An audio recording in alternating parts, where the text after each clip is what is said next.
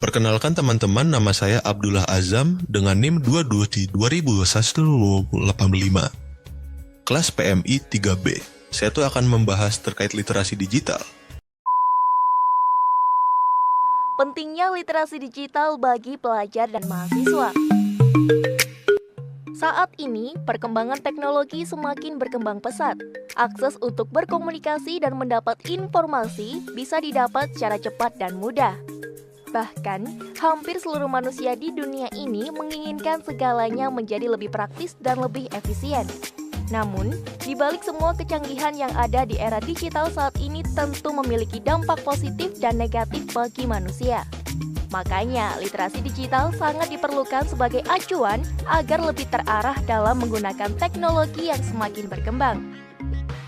Literasi digital ini sangat penting bagi kehidupan sehari-hari agar generasi muda, khususnya pelajar dan mahasiswa, paham dan mengerti mana informasi yang harus diterima dan yang harus dicari kembali sumber kebenarannya.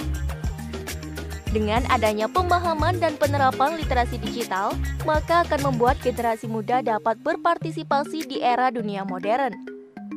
Literasi digital akan menciptakan sebuah tatanan masyarakat dengan pola pikir dan pandangan yang kritis kreatif, sehingga mereka tidak akan mudah tertipu dan menjadi korban informasi hoax.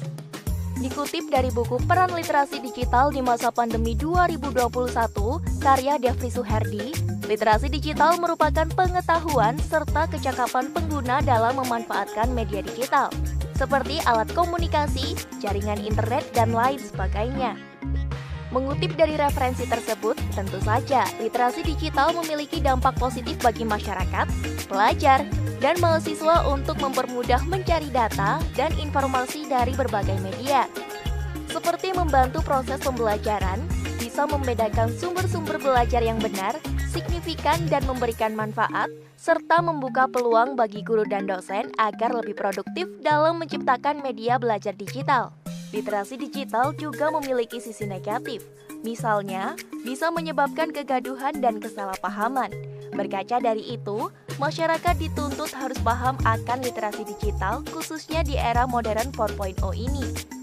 Salah satu dampak negatif dari literasi digital adalah penyebaran berita hoax yang mengakibatkan kecemasan, kebencian, dan permusuhan serta radikalisme berbasis digital.